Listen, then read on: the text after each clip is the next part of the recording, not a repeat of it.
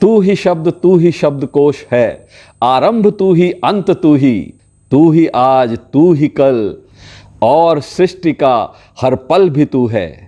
तू ही नाद, तू ही शांत शून्य है, दानव देव सबका प्रिय एक तू, हरेक हृदय हरेक कण में समाया, तू ही शिव है, तू ही शिव है, तू ही शिव है। नमस्कार साथियों, आज महाशिवरात्रि के अवसर पर आप सभी को अशेष शुभकामनाएं।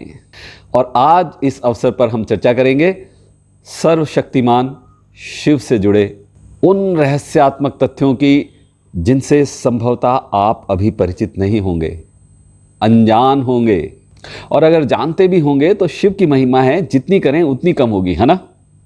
शिव महिमा तो जरूरी है ही, लेकिन साथ ही ये भी जरूरी है कि जो चैनल पर नए हैं वो चैनल को सब्सक्राइब कर लें, बेल आइकन को दबा लें, लाइक बटन को दबा दें।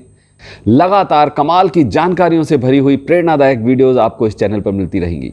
मैं आपके सुख दुख का साथी होओपोनोपोनो हीलर और लाइफ कोच सरस कमल, और ये है संभव होओपोनोपोनो हीलिंग चैनल, आपके जीवन में सुख शांति प्रेम अच्छे स्वास्थ्य और समृद्धि का प्रयास। हमारी ओर से लोगों के जीवन में मूल्य संवर्धन की, वैल्यू एडिशन की छोटी सी कोशिश। और आइए अब बात करें सबके प्रिय शिव की। शिव एकमात्र ऐसे ईश्वर रूप हैं जो उम्र, जात, लिंग, वर्ग आदि सभी भेदों से ऊपर सर्वमान्य, सर्वप्रिय हैं। कमाल यह है कि परिवार के सबसे बड़े सदस्य से लेकर सबसे छोटे को भी शिव के प्रति समान कौतूहल है। आज के युवा के लिए भी शिव श्रद्धेय हैं। शिव का नाम ही उन्हें रोमांचित कर देता है। आइए एक प्रयास करें शिव महिमा का, उनको जानने का। शिव अर्थात पार्वती के पति शंकर, जिन्हें महादेव, भोलेनाथ, आदिनाथ भी कहा जाता है। जिस तरह से ब्रह्मा जी को इस सृष्टि का रचनाकार कहा जाता है और विष्णु जी को पालनहार, ठीक इसी तरह से शिव इस सृष्टि के संहारक हैं। अर्थात जो भी इस ब्रह्मांड में आएगा, चल या अचल, जिसकी भी उत्पत्ति होगी वो रहेगा भी, उसका जीवन भी चलेगा, और फिर एक ना एक दिन उसका अंत भी निश्चित है, तय है। और शिव इस आदि और अंत के प्रतीक हैं। कैलाश पर्वत में रहने वाले शिव को देवों का देव यानी महादेव भी कहते हैं। उनसे जुड़े कई ऐसे रहस्य हैं जिन्हें जानकर या बस शिव के संबंध में सोचकर ही रोमांच सा आ जाता है। इस ब्रह्मांड में सर्वप्रथम शिव का ही स्वरूप सामने आया, इसलिए उन्हें आदिदेव भी कहा जाता है। आदि अर्थात प्रारंभ, आदिनाथ होने के कारण उनका एक नाम आदिश भी है। शिव का नाम शंकर के साथ भी जोड़ा जाता है। लोग कहते हैं शिव शंकर भोलेनाथ। इस तरह जाने अनजाने में कुछ लोग शिव और शंकर, इन्हें दो अलग अलग सत्ता के रूप में जानते हैं। दरअसल दोनों प्रतिमाएं अलग अलग आकृति की हैं।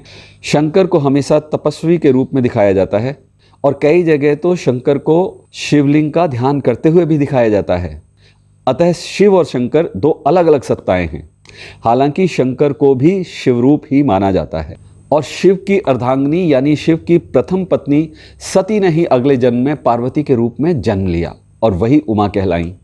अक्सर शिव के सिर्फ दो ही पुत्रों का उल्लेख पाया जाता है, गणेश और कार्तिकेय, लेकिन कुछ पुराणों में शिव के कुल 7 पुत्रों का भी वर्णन है, जो हैं गणेश, कार्तिकेय, सुकेश, जलंधर, अयप्पा, भूमा और अंधक। और इन सभी के जन्म की अलग अलग बहुत ही रोचक कथाएं भी हैं। और शिव के गले में जो नाग लिपटा होता है उसका नाम वासुकी है। वासुकी शेषनाग के 7 छोटे भाइयों में से एक हैं। वही शेषनाग जो विष्णु जी की शैया के रूप में दिखाए जाते हैं। और शिव के धनुष का नाम पिनाक है। उनके चक्र भवरेंदु और सुदर्शन, अस्त्र पाशुपतास्त्र और शस्त्र त्रिशूल हैं। और कहा जाता है कि सभी चीज़ों का, अपने सभी अस्त्र शस्त्रों का निर्माण उन्होंने खुद किया। आदि गुरु भी शिव ही हैं। शिव के 7 शिष्य हैं, जिन्हें आरंभिक सप्त ऋषि भी माना जाता है।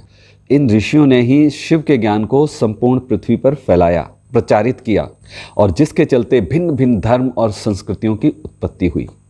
इन सप्त ऋषियों की कठिन परीक्षा लेने के बाद ही शिव ने उन्हें अपना शिष्य बनाया। शिव ने ही गुरु और शिष्य परंपरा की शुरुआत की। गुरु पूर्णिमा तभी से मनाया जाता है। शिव के शिष्य हैं बृहस्पति, विशालाक्ष, शुक्र, सहस्त्राक्ष, महेंद्र, प्राचेतस, मनु, भारद्वाज और इनके अलावा 8वें शिष्य थे गौरसिरस मुनि। और शिव के गणों में भैरव, वीरभद्र, मणिभद्र, चंदेस, नंदी, श्रृंगी, भृगिरिटी, शैल, गोकर्ण, घंटाकर्ण, जय और विजय प्रमुख हैं। इनके अलावा पिशाच, दैत्य, नाग, नागिन, पशुओं आदि को भी शिव का गण माना जाता है। इन सब का वर्णन आपने शिव पार्वती के विवाह के प्रसंग में सुना होगा। देवताओं और दैत्यों में प्रतिस्पर्धा चलती रहती थी। ऐसे में जब भी देवताओं पर घोर संकट आता था तो सभी देव महादेव के पास आते थे।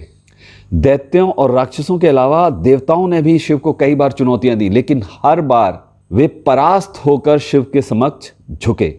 इसीलिए शिव को देवाधिदेव या महादेव कहते हैं। वे दैत्यों, दानवों, सुरों, असुरों, देवताओं सभी के प्रिय हैं, सभी के ईश्वर हैं। वे राम को भी वरदान देते हैं, वे रावण को भी वरदान देते हैं।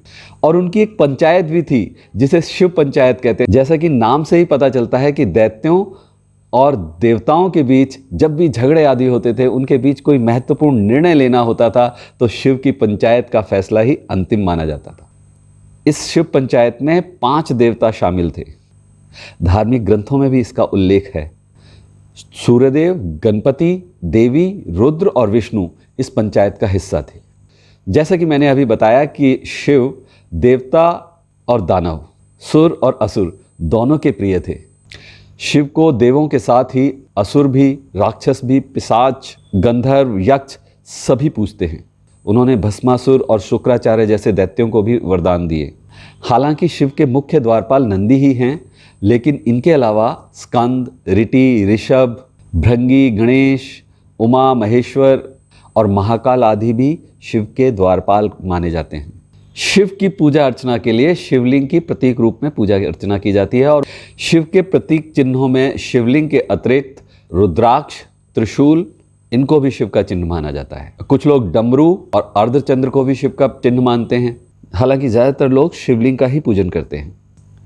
और शिव जी ने भस्मासुर से बचने के लिए पहाड़ी में अपने त्रिशूल से एक गुफा बनाई थी और उसी गुफा में छुप गए थे काफ़ी समय तक। कोटेश्वर महादेव का मंदिर उत्तराखंड के रुद्रप्रयाग में है, जिसमें प्राकृतिक रूप से अनेक शिवलिंग बने हुए हैं। ये गुफा अलकनंदा नदी के किनारे पर बनी हुई है। और दूसरी ओर शिव ने जहाँ पार्वती को अमृत ज्ञान दिया था, वह गुफा अमरनाथ की गुफा कहलाती है। और जानिए शिव के विरोधाभासिक परिवार के बारे में और उनकी एकता के बारे में। शिव के गले में वासुकी नाग है, जबकि शिव पुत्र कार्तिकेय का वाहन मोर है। और मोर और नाग दोनों आपस में स्वभाव से विपरीत माने जाते हैं, एक दूसरे के दुश्मन हैं। और गणेश जी का वाहन मूषक यानी चूहा है। चूहा और सांप या नाग वो भी एक दूसरे के विरोधी हैं। और पार्वती जी का वाहन शेर, जबकि शिव जी का वाहन नंदी बैल है। कमाल का विरोधाभास और वैचारिक भिन्नता है, बावजूद इसके परिवार में एकता है। शिव जी का निवास यानी कैलाश पर्वत, तिब्बत स्थित कैलाश पर्वत पर उनका निवास स्थान है। और उस पर्वत के ठीक नीचे पाताल लोक में विष्णु जी विराजते हैं। और शिव के आसन के ऊपर वायुमंडल के पार क्रमशः स्वर्गलोक और फिर ब्रह्मा जी का निवास स्थान है। शिव की ध्वजा या वेशभूषा ऐसी है कि प्रत्येक धर्म के लोग उन्हें अपने आप से कनेक्टेड, अपने आप से जुड़ा हुआ पाते हैं, अपने प्रतीक उनमें ढूंढ लेते हैं। शिव भक्ति के लिए शिव का ध्यान पूजन किया जाता है। शिवलिंग को बिल्व पत्र चढ़ाए जाते हैं। और शिव के 2 मंत्र हैं, पहला ओम नमः शिवाय और दूसरा महामृत्युंजय मंत्र। ओम त्र्यंबकम यजामहे सुगंधिम पुष्टि वर्धनम उर्वा रुक्मेव बंधनाम मृत्योर्मुक्षी मामृताम। सोमवार का व्रत रखा जाता है शिव जी की पूजा अर्चना के लिए। और कुछ लोग श्रावण मास के सोमवार में या पूरे श्रावण मास में शिव के व्रत रखते हैं। इनके अलावा शिवरात्रि और महाशिवरात्रि ये शिव के प्रमुख व्रत और त्यौहार हैं। शिव की महिमा अपार है। शिव ने कालकूट नामक विष पिया था जो अमृत मंथन के दौरान निकला था। शिव ने भस्मासुर जैसे कई असुरों को वरदान दिया था। शिव ने कामदेव को भस्म कर दिया था। शिव ने गणेश और राजा दक्ष के सिर को जोड़ दिया था। और ब्रह्मा द्वारा छल किए जाने पर शिव ने ब्रह्मा का 5वां सर काट दिया था। शिव की भक्ति सभी ने की है। ब्रह्मा, विष्णु, सभी देवी देवता, यहाँ तक कि भगवान राम और कृष्ण भी शिव के भक्त हैं। हरिवंश पुराण के अनुसार कैलाश पर्वत पर श्री कृष्ण ने शिव को प्रसन्न करने के लिए तपस्या की थी। भगवान राम ने रामेश्वरम में शिवलिंग की स्थापना कर उनकी पूजा अर्चना की थी। महादेव शिव के अनेक नाम हैं। उनके 108 नामों का उल्लेख पुराणों में मिलता है, लेकिन यहाँ मैं कुछ प्रचलित नामों का उल्लेख कर रहा हूँ। महेश, नीलकंठ, महादेव, महाकाल, शंकर, पशुपतिनाथ, गंगाधर, नटराज, जटाशंकर, त्रिनेत्र, भोलेनाथ, आदिदेव, आदिनाथ, त्रिलोकेश, जगदीश, प्रलयंकर, विश्वेश्वर, शिव शंभु, भूतनाथ, रुद्र, इन सभी नामों से शिव को जाना जाता है। वायु पुराण के अनुसार प्रलय काल में समस्त सृष्टि जिसमें लीन हो जाती है और पुनः सृष्टि काल में जिसमें प्रकट होती है, उसे शिवलिंग कहते हैं। दरअसल ये संपूर्ण सृष्टि बिंदु और नाद का स्वरूप है। बिंदु शक्ति है और नाद शिव है।